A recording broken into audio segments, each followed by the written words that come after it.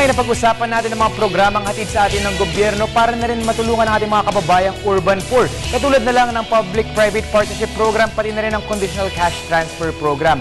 Kaya naman alamin pa natin ang mga ibang proyektong nakapaloob sa Philippine Development Plan. Dala sa atin yan ang kwentuhan ni Pilo at Angas sa Pilo DP. Wow, schoolboy! Saan punta mo? Paki mo ba? Ang dami mo nilabas na bag. Poging-pogi na mo ah. Mga komento ah. Gwapo, gwapo, gwapo, gwapo. Sinabi ko bang pangit ka? Eh, bakit nga ba nilabas mo itong mga bag mo? Wala lang. Naalala ko lang yung schoolboy days ko. Alam mo kasi pare, sa public school ako nag-aral. Masaya! Dami kong kaibigan, dami kong kaklase, ulitan araw-araw. Nga lang mahirap. Sa isipin mo, 60 kami sa classroom. Sikip, init.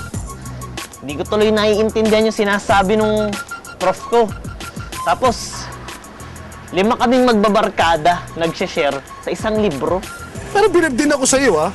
Biro mo elementary, may proof ka na. Di ba teacher lang yun?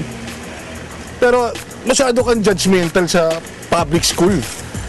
Pero alam mo, hindi kita masisisi. Talaga naman na sitwasyon mga nakaraang taon pa, ganyan na talaga. Kaya ako, pag nagkapamilya ako, hindi ko pag-aaralin sa public school dito sa Pilipinas. Pag ako tumama sa loto, papalala ko sa Amerika o kaya sa Europe, doon ko sila paaralin para hindi na nila danasin yung dinanas ko.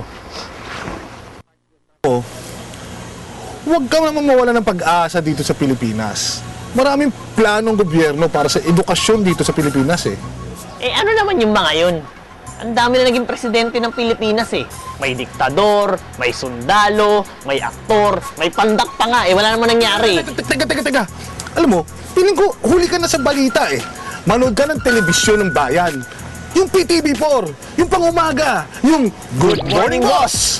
Ngayon, ano oras na ba? Alas 7. Ayan, tama-tama. Ilabas mo ang TV. Panunood kami ng Good Morning Boss!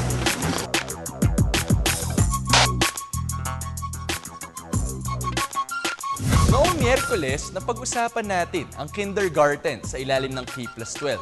Sa ating diskusyon, ipinakita natin kung paano nakabase ang bagong sistema. Eto bang K-12 na to? Kasama rin to sa Philippine Development Plan. Tama ka dyan. Parte yan ng PDP. Dami pang natututunan sa akin ha. Isa yan sa mga proyekto ng gobyerno para pagbutihin ang kalagayan ng edukasyon sa bansa. Eh paano naman yung gagawin ng gobyerno?